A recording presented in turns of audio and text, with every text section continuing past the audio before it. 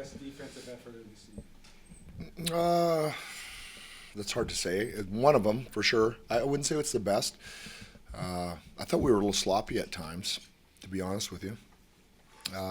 But it was a good game. Yeah, we played good. It's a really good team. They don't give you much, so it was a good effort. It felt like a playoff style game in that every chance felt extremely important. You guys were able to capitalize on a couple of them. Did you see it that way as well from ice level, or was it more maybe from both? No, I thought that was it. Let me take you back on Dundee's question. I thought we played better against Toronto defensively than we did tonight. Yeah, penalty kill, of course, tonight was a big story. I thought that was, rock solid, and that was easy to see. But yeah, we capitalized, and when we capitalize, we're usually hard to come back on. Does that happen sometimes, though, after getting up early with a couple of goals, that then start to open up the offense a little bit, and you have to get the guys collected back on deep? Yeah, they pushed a little bit in the second, and then the third, although we didn't give much, we didn't play much in their zone. Maybe we're a little bit too much on our heels. But we didn't give them a lot. They were able to dump the puck in, had a couple rushes that were a little bit dangerous. So good game. Not our best, but good game. Talking about not giving them a lot, each of the time you play the Jets, you have given up less than 20 shots each time. So, playing against good teams, what does that mean to you moving into the playoffs? Yeah, we played Winnipeg. If there's one team that we played extremely well this year, it would be Winnipeg. And it goes back to the game we lost in San Jose. We had them up next. They're first place team in the league like tonight. So I think it really got us focused in. And then the game in Winnipeg was a strong game for us, same way. And then tonight too. So yeah, I'm sure they're frustrated with us. We play similar style, I think. They don't give up much. I think they've given up less goals than us. So both teams, it's whoever can find the back of the net, and we had a couple nice ones. Jim, how much of a different element does Andre give you in the ice, and how much of a jolt has he given your lineup? Yeah, well, you guys have watched it too, just like us. Really, it's really hard to believe, to be honest with you. I don't think, in our wildest dreams could have expected him to come in and really get his, we had the big year in Vancouver, but he's really seems to have got his game back. And I remember him in Vancouver, didn't see him that much, and he was really dangerous on the power play, but right now he's just all over the ice. And I mentioned it before, you see him on the back check too, right? He's quite a player right now. Is there an element that he gives that maybe you didn't quite have? Maybe particularly in the ozone? Yeah. Well, he's very evasive. So he's able to create separation and hang onto the puck. It's really hard to do. Somebody's coming at you. These guys are big and strong and fast, and he's able to quick twitch, and you see him, he'll fake, and then he spins, and now he's got, 3 feet, and he's able to make the next play because of it, where most players in the league, that guy's coming at it, you're just pushing along the boards, hoping your next buddy gets it, he pushes it.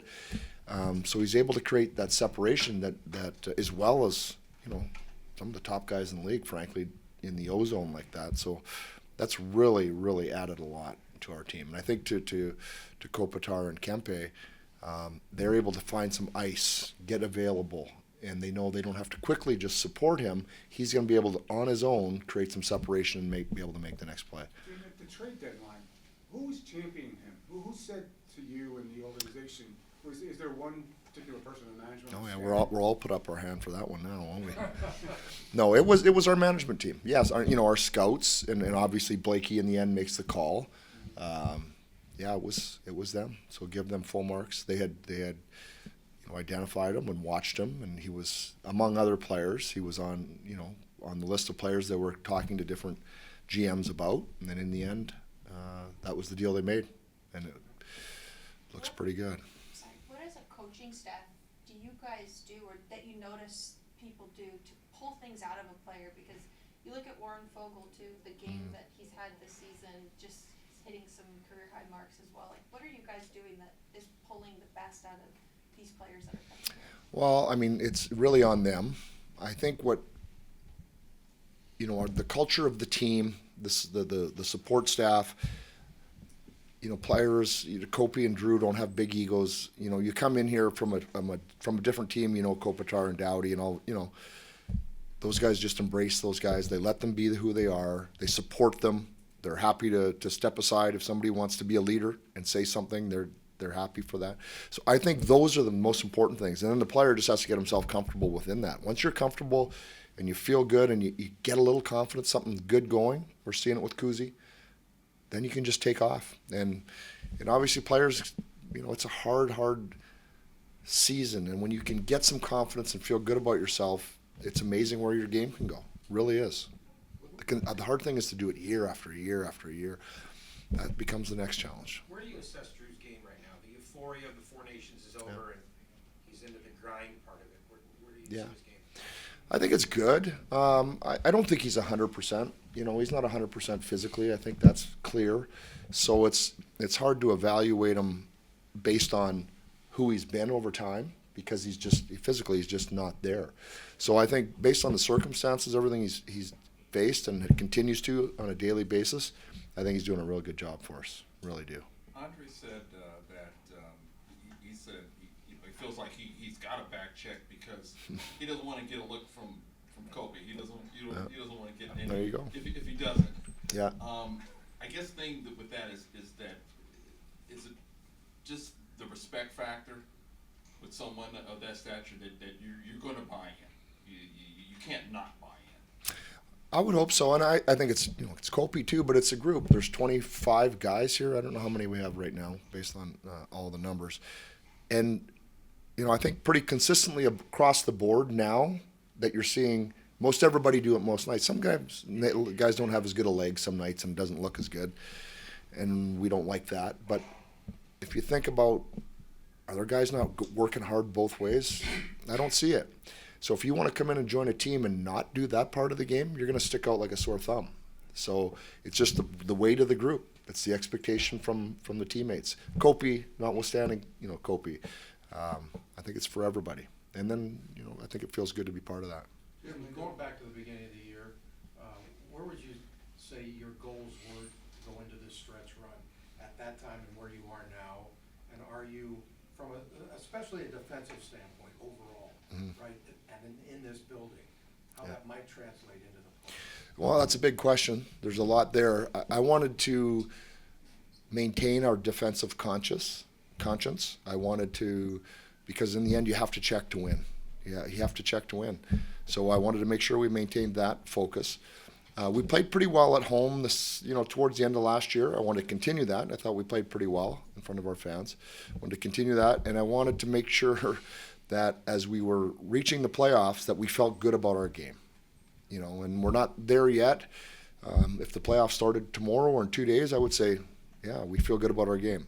We got to keep going. We got a little ways to go yet, but I like how we're playing. Fogel closing it out and the role that Lewis typically plays. Is that something that he's earned over time with his work on the PK defensively?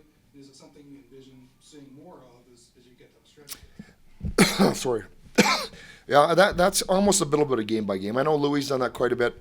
Those penalty kills, he didn't kill, so he hadn't played in a while. I didn't want to throw him out there. He was a little stiff. Yeah, so that goes into that. And also, Fogues had just done a tremendous job on the penalty kill. So, yeah, I just felt like, and Kuzi was the guy who didn't get to go and probably deserved to go. I mean, he made 2 great plays in the game and played well defensively. But he just has to at this point accept that he's not the closer for us in those moments. So yeah, it's based on a number of different factors. He doesn't ask you, but they had 2 takeaways that led to goals. More broadly, what do they do for your transition? And you guys have been good at denying entries, killing plays, but not necessarily turning it into offense consistently. He seems to have juiced that up, right? Yeah, he really has. And I would have said my evaluation would have been he's a really strong O-zone player, like in the offensive zone, like we talked about.